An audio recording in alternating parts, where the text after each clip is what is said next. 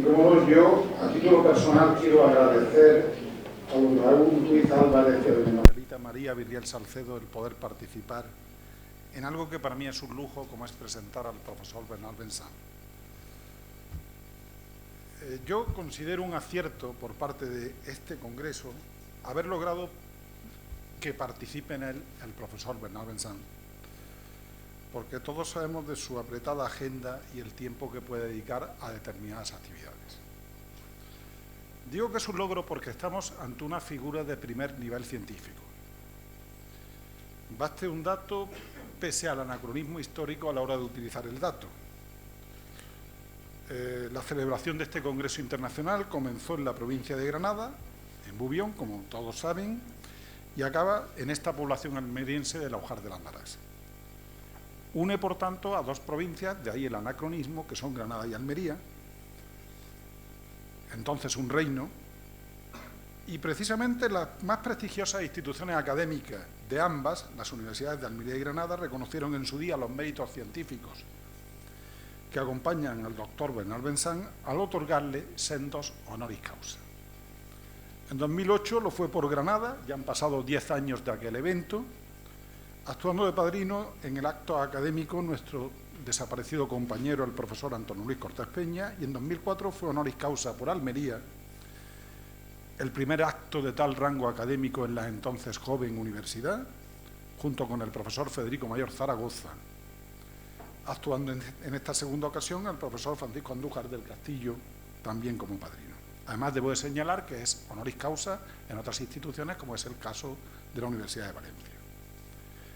Desde esta medida creo que no cabe duda de su prestigio. Sin embargo, ya que estoy en una presentación, la del profesor Benzán, quiero definir en algo la dimensión de él. Habría que ascribirlo a esa prestigiosa escuela que llamamos hispanismo francés, un movimiento científico de una innegable repercusión historiográfica, en referencia en especial al estudio de nuestro pasado, por la impronta que ha dejado en una generación de historiadores. Ese amor por España ya hunde sus raíces en Delacroix o en Dumas, y en la historia reciente en el desaparecido hace muy poco Bartolomé Benassar o el gran maestro que fue Pierre Vilar. Sobre dicho hispanismo hay mucho escrito en una doble mirada de ese un lado y el otro lado. Yo me quedaría con el significativo logro cultural y propiamente científico de mantener vivos unos lazos mediante el instrumento del conocimiento que nos une. 66 universidades del país vecino poseen un departamento hispánico con lengua, literatura, con cultura, áreas de geografía y antropología y, por supuesto, con la propia historia. Motor de intercambio esencial es el Colegio de España en París, ubicado en la capital francesa, del cual Bernal fue en su día director del Centro de Investigaciones. Otras instituciones, como en la Maison de Pays Ibérique de Burdeos. Y además, obviamente, en el caso de España, resalta la Casa de Velázquez, próxima ya al siglo de vida, puesto que comenzó su andadura en 1920 y está, como todos también conocen, ubicada en Madrid. Estudios, instituciones, personas. El profesor Benzán, que es un parisino, pronto mostraría su interés por la historia de España y por mirar hacia el sur.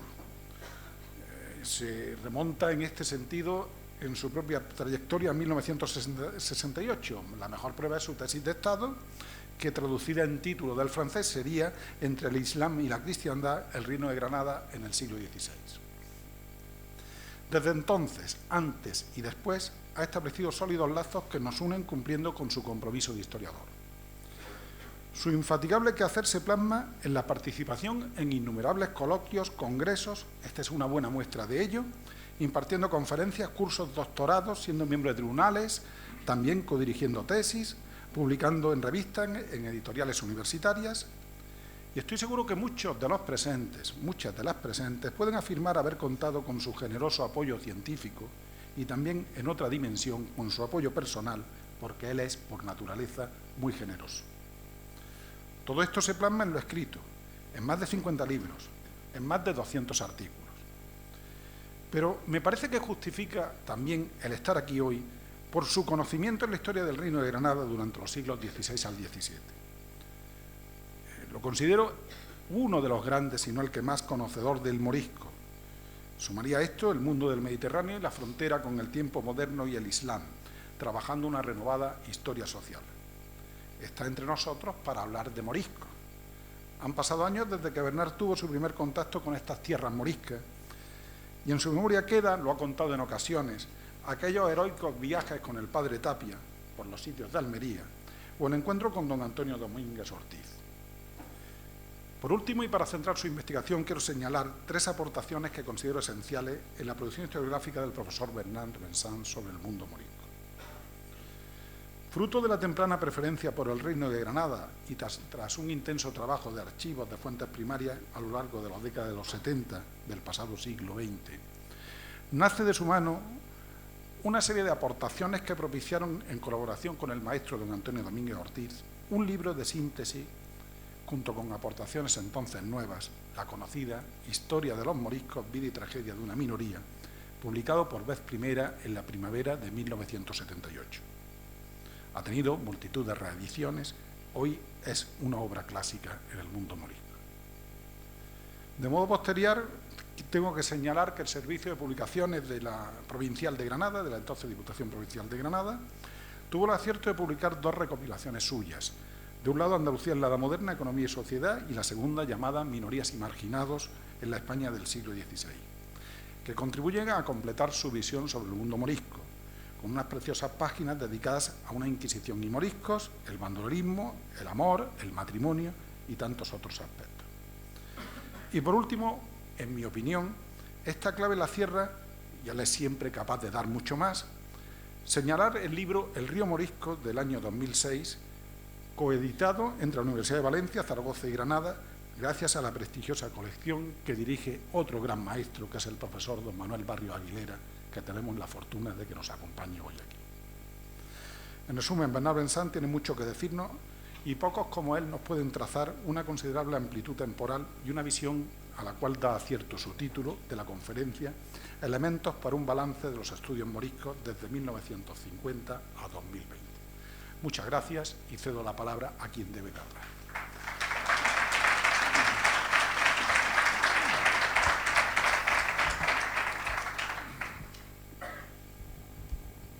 Bueno, muchísimas gracias, Paco, por tus generosas palabras. Bueno, nos une una gran amistad, como se ve, desde hace muchos años. Gracias a Marga, a Raúl, bueno, a la organización en general de este evento por haber pensado en mí para presentar esta ponencia. Siempre un inmenso placer para el hecho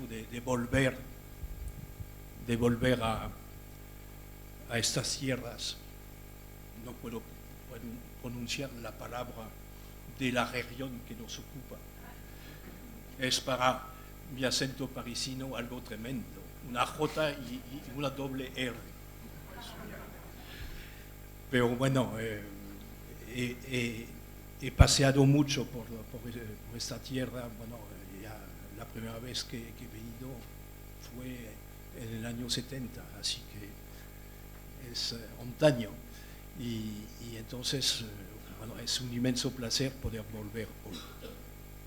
Así que gracias. Pero bueno, ahora me toca afrontar un reto muy singular. Es decir, que bueno, no he elegido el tema particularmente, bueno, es la organización que me lo ha pedido. Con lo cual, bueno, he hecho 4 versiones antes de la de esta mañana que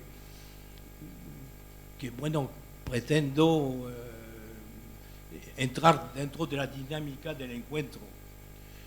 Y entonces lo que voy a presentar pues tiene 3 partes, como bueno, se los aprende en Francia de manera ritual.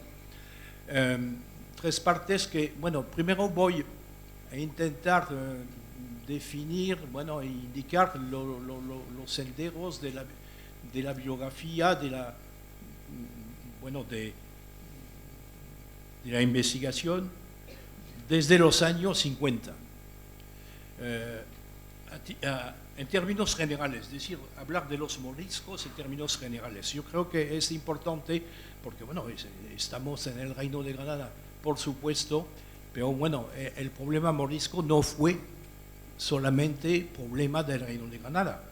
Y entonces, bueno, los estudiosos tienen que pensar en términos generales.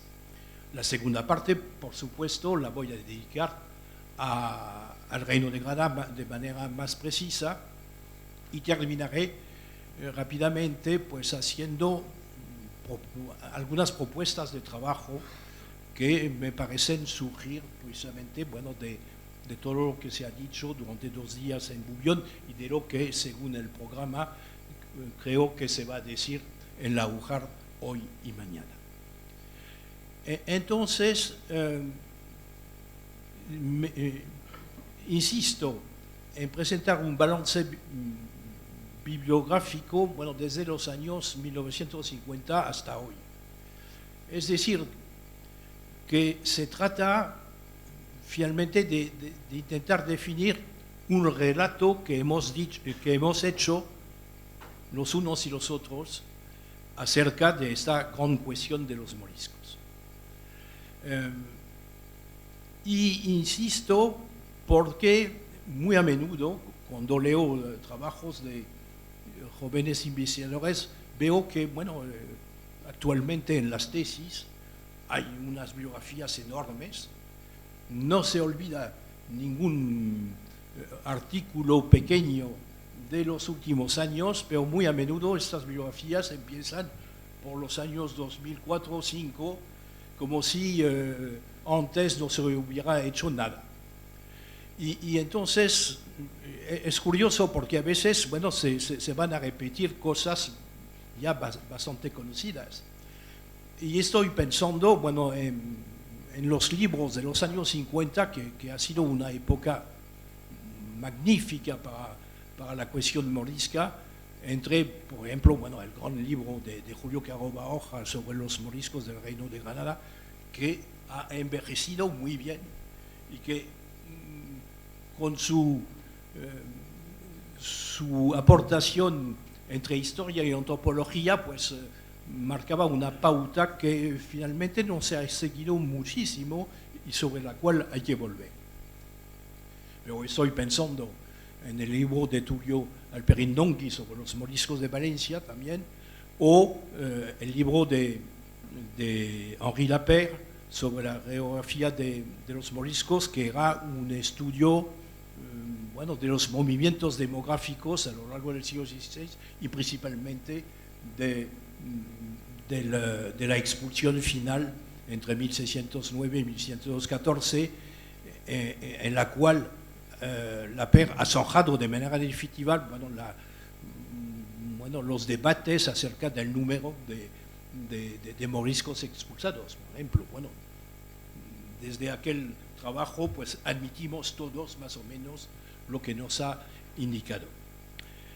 Entonces, desde los años 50, bueno, y estoy pensando, cómo no, en el primer artículo de Antonio Domínguez Ortiz, artículo publicado en el 59, sobre los moriscos después de la expulsión. Es decir, últimamente se ha vuelto sobre el tema, pero se está olvidando que Antonio Domínguez Ortiz había ya marcado naturalmente, de manera muy neta la presencia de esos moriscos más allá, en España, más allá de la expulsión. Entonces, bueno, precisamente estoy pensando, hablando de todo eso, bueno, de esa gran figura del amigo Antonio Domínguez Ortiz, y está en mis pensamientos hablando de estos temas, como estoy pensando, bueno, en mis padrinos de los doctorados honoris causa a los cuales aludía Paco Sánchez Montes hace unos instantes. Me permitirás corregir un pequeño error. No soy doctor honoris causa por la Universidad de Valencia, pero sí por la de Alicante. Y precisamente no fue mi padrino, pero él que fue la persona que organizó ese doctorado fue Miquel de Palsa, gran gran estudioso de los moriscos, como los fueron también pues, mis padrinos de Granada, Antonio Luis Cortés Peña, que nos ha dejado hace 4 años, precisamente en estos días de noviembre, y Paco Andújar Castillo, cuya ausencia, lamento, sé que está en Madrid, ocupado en otras tareas actualmente. Entonces, estos trabajos antiguos han marcado la pauta, pero bueno, desde aquel momento sí que todos hemos participado en el relato, este relato que es un relato fundamental finalmente de una minoría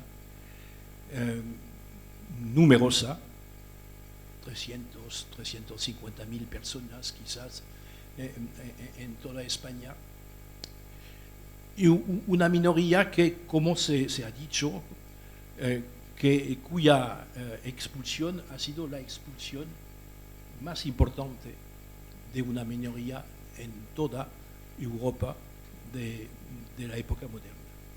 Nada menos, es decir, que el campo que estamos estudiando es un campo que tiene una relevancia muy particular.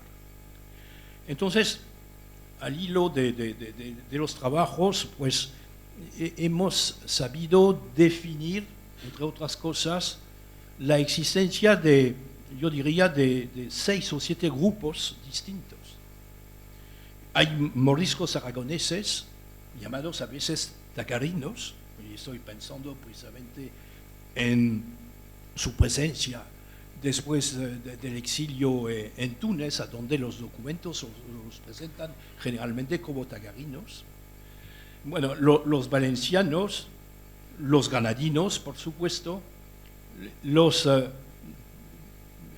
hago la distinción, los castellanos granadinos, entre comillas, bueno, quizás me explicaré eso luego. Luego los moriscos llamados antiguos, a veces, muchas veces los documentos los llaman mudéjares antiguos. Yo propongo llamarles moriscos antiguos, que me parece más adecuado a la realidad, que eran los que, eran descendientes de personas que vivían en Castilla, desde siglos. Es decir, cuando las fases de la Reconquista se hacían en Toledo o en Sevilla o en Córdoba, entonces se mantenían musulmanes, mudéjares, pues, y sus descendientes han tenido que convertirse como los granadinos, como los del Reino de Granada en 1502. Y, acerco a estos antiguos, a los catalanes, que tienen las mismas características y a los cuales no se piensa suficientemente. Son pocos, entre 5 y 10.000, pero ocupan varios pueblos del Bajo Valle de Ebro y es un núcleo interesante. Y el último grupo de los berberiscos que aparecen, están señalados en los bandos de expulsión, que son los que han venido desde el norte de África a instalarse en algún momento en España y precisamente muchos en el Reino de Granada. Y entonces los documentos los llaman preferentemente en el siglo XVI gasis. Luego, encontramos la palabra berberisca y entonces es una categoría, bastante numerosa porque los encontramos en Portugal bajo la palabra morisco, es decir, los moriscos portugueses no son autóctonos, diría, pero han venido del norte de África, en fechas distintas. Y también es el caso de las Islas Canarias, a donde hablamos de moriscos en la documentación cuando se trata de berberiscos. En fin, eso hemos sabido definir todas estas categorías poco a poco, gracias a una serie de estudios. Bueno, hay que señalar la diversidad de los estudios en cuanto a los espacios que están contemplados. Bueno, he hablado de uno de los primeros, que fue el de Alperindongui para Valencia en los años 50, pero bueno, para Valencia tenemos los estudios de Rafael Benítez, por ejemplo, bueno, que son muy importantes, los de Juan Francisco Pardo, los del norteamericano Benjamin Schuller, etcétera, etcétera. Bueno, tenemos para Aragón también una serie de estudiosos, María Carmen Onzón Calvo, Gregorio Colas, bueno, Jorge del Olivo, etcétera, etcétera.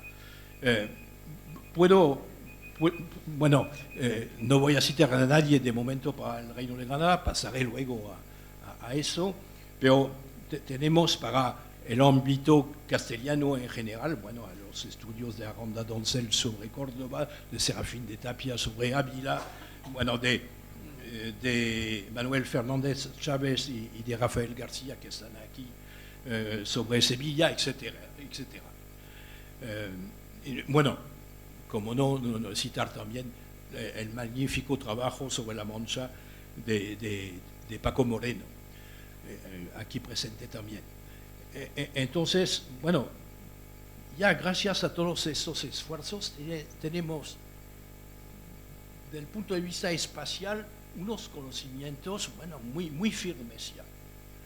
Luego, si miramos pues el trabajo sobre la evolución de estos grupos moriscos, también, bueno, gracias a los unos y a los otros, tenemos grandes certezas desde el momento de la conversión, es decir, bueno, en los 1502 la conversión oficial para la corona de Castilla, pero bueno, hay naturalmente conversiones anteriores, hasta el momento del exilio en los países de acogida, principalmente los países del Magreb, Túnez, Argelia, Marruecos, pero también, bueno, los hay en el Mediterráneo Oriental, en alguna parte, y en Italia y en Francia.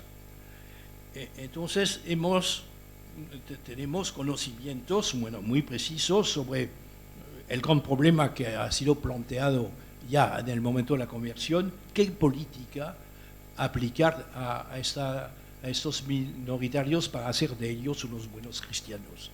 Es decir, bueno, la evangelización y cómo, de qué modos evangelizar.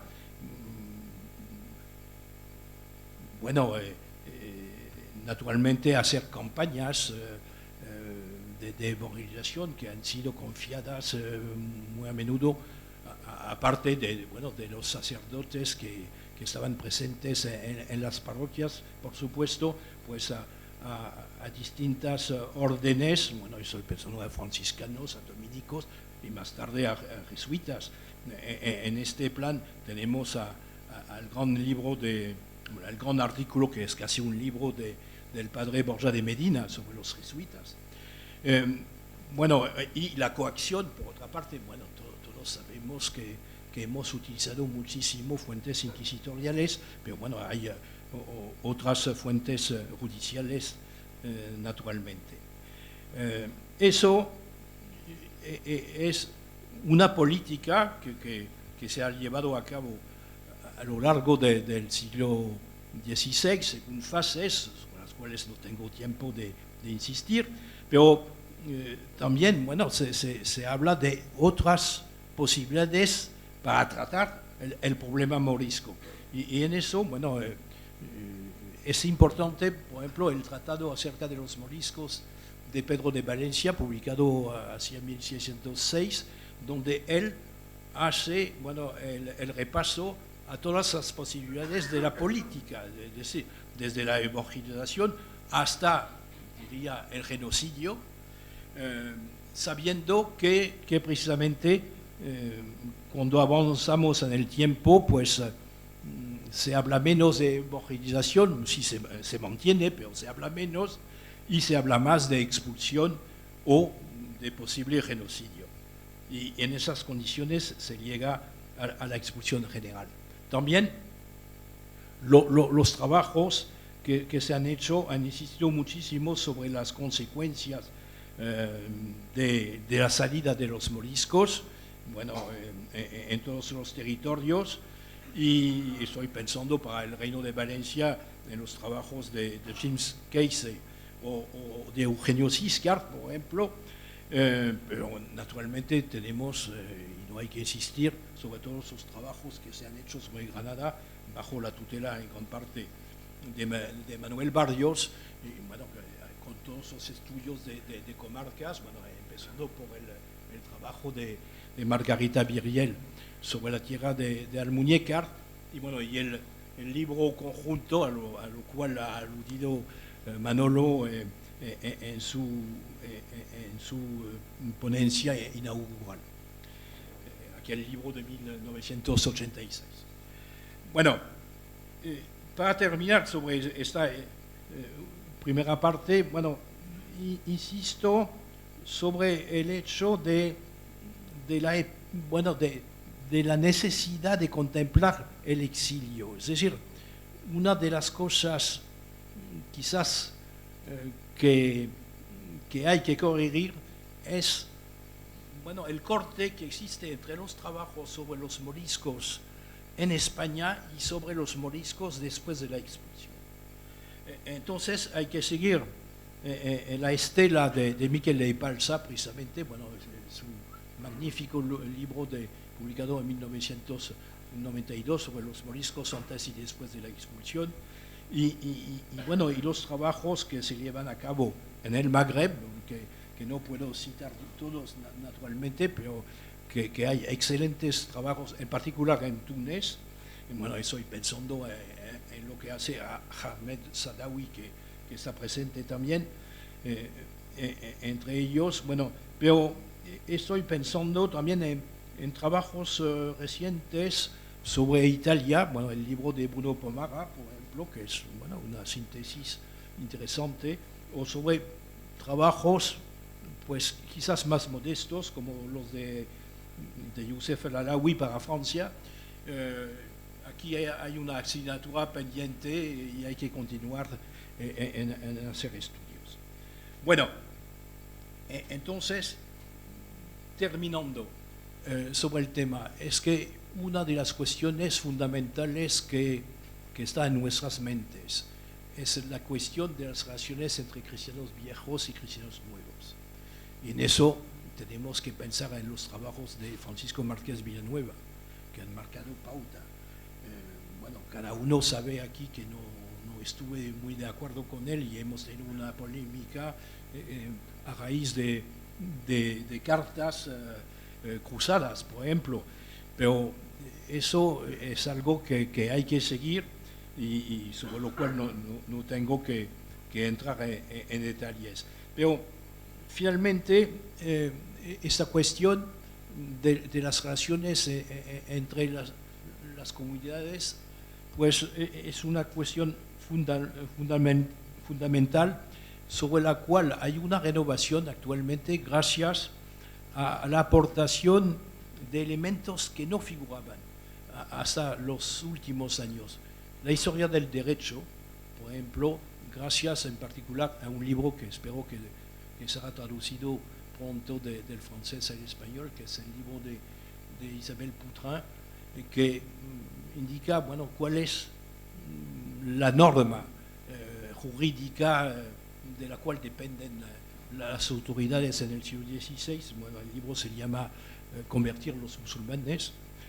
Y estoy pensando en trabajos antropológicos como el reciente libro, hace unos meses, que ha salido de Javier Irigoyen, que está en un trabajo en inglés porque él vive en Estados Unidos, sobre el vestido, precisamente, que es un tema que hemos abordado ayer, y él renueva totalmente pues la problemática al respecto.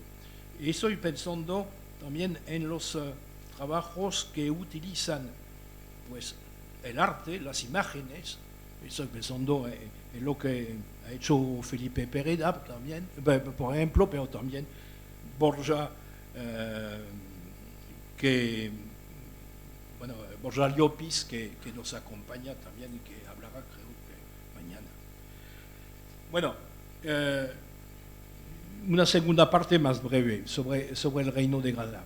Es que dentro de este panorama el Reino de Granada tiene un sitio especial. Primero porque los moriscos granadinos eran los más numerosos de todos. Las cifras cuentan. Y constituían hasta 1560, creo, hasta la mayoría de la población del Reino de Granada. Entonces, bueno, la dimensión morisca aquí tiene unas facetas muy peculiares, muy distintas a las de otros territorios de la monarquía hispánica. Y por otra parte, y eso nos reúne, es que ocurrió el gran evento de la rebelión entre 1568 y 1570. Es decir, que hay un antes y un después de la cuestión morisca, un antes y un después de la rebelión, con lo cual hay que hacer de la rebelión naturalmente un eje decisivo de nuestras reflexiones. Y entonces sobre el tema, bueno, hay que trabajar, se ha trabajado mucho, y estoy pensando en lo que ha hecho Valeriano Sánchez Ramos particularmente, pero bueno, hay que investigar más. Entonces, por ejemplo, para dar un ejemplo al respecto, es que hemos utilizado mucho los libros de apeo y repartimiento, esta fuente fantástica que encontramos aquí. Pero, de hecho, hemos utilizado más los libros de repartimiento que los libros de apeo, que la parte de apeo. Es verdad que la parte de apeo muy a menudo es un resumen muy bien hecho, pero no dan tantos detalles como para la parte del repartimiento. Pero tenemos que contemplar más la parte del apeo. Bueno, tenemos la posibilidad de hacer muchos estudios sobre temas muy dispares. Estoy pensando, por ejemplo, en lo que ha representado la historia del Reino de Granada que han dirigido Manuel Barrios Aguilera y Francisco Andújar Castillo.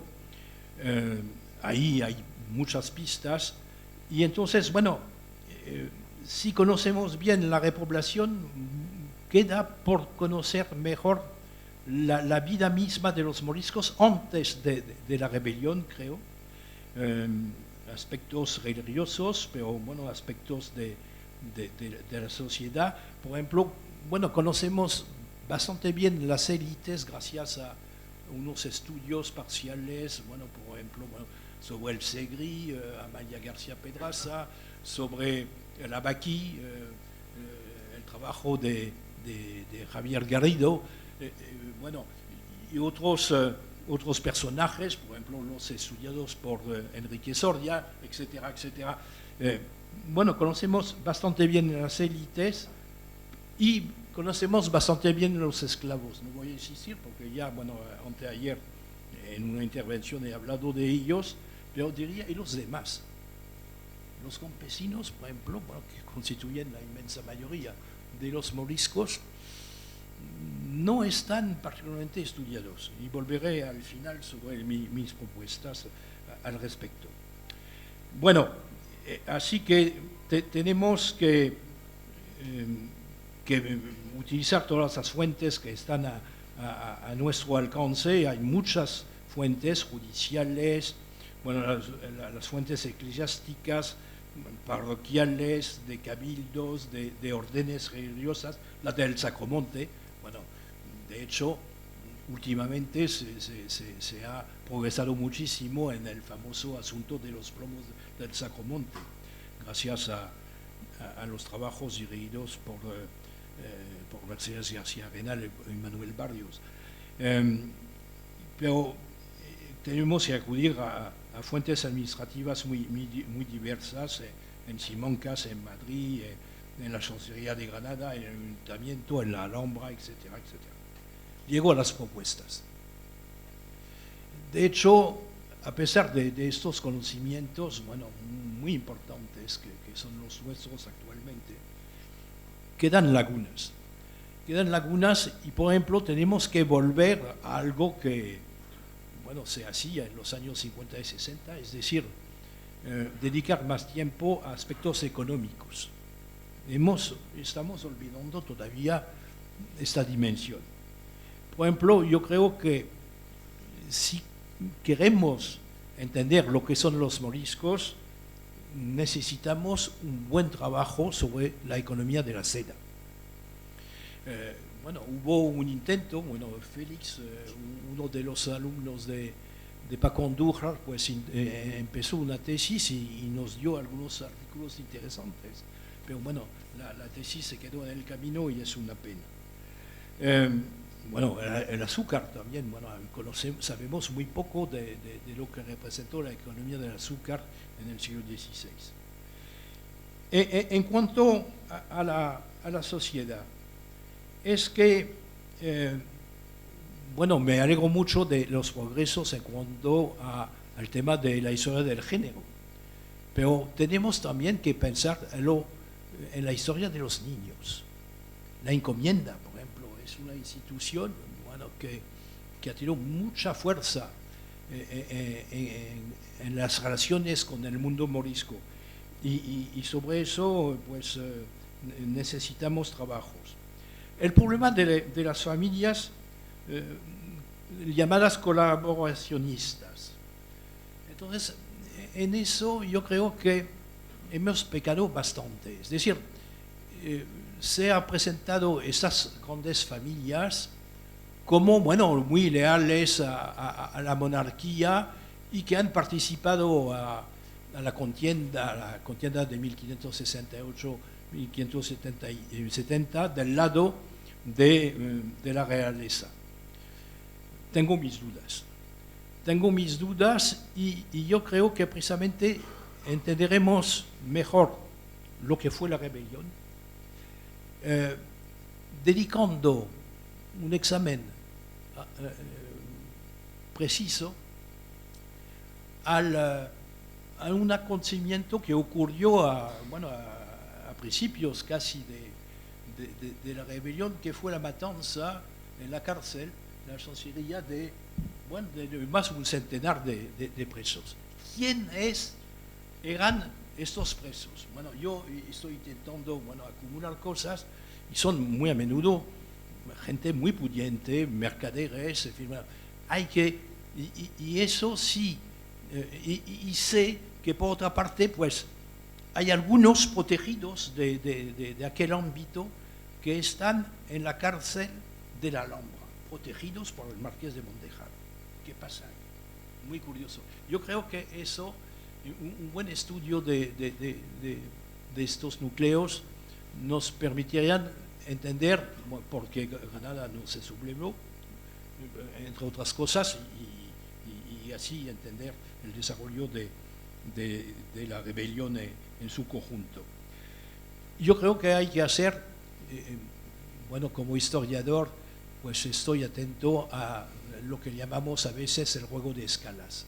Es decir, que sobre el mundo morisco podemos hacer un estudio global del Reino de Granada. Es lo que intenté hacer.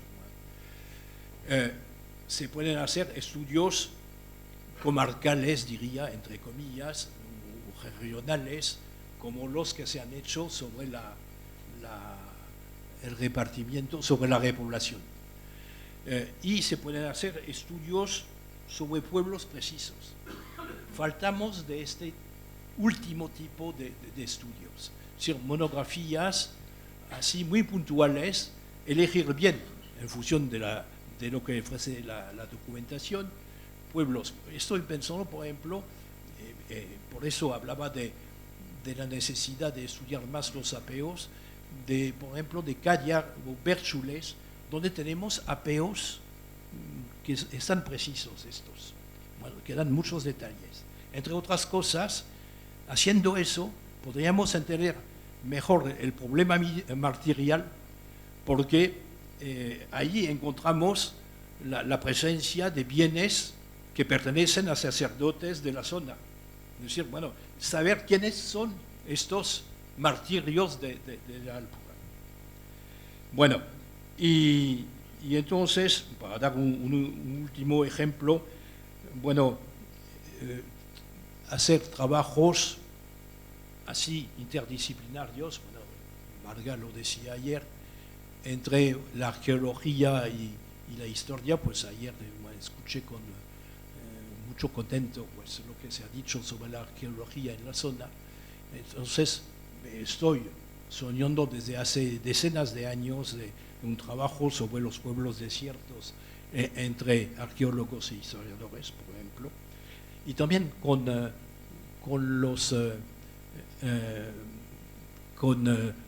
otras ciencias sociales, sociología, por supuesto, y etnología. El libro al cual aludía sobre el vestido, pues es un buen ejemplo de lo que se puede hacer.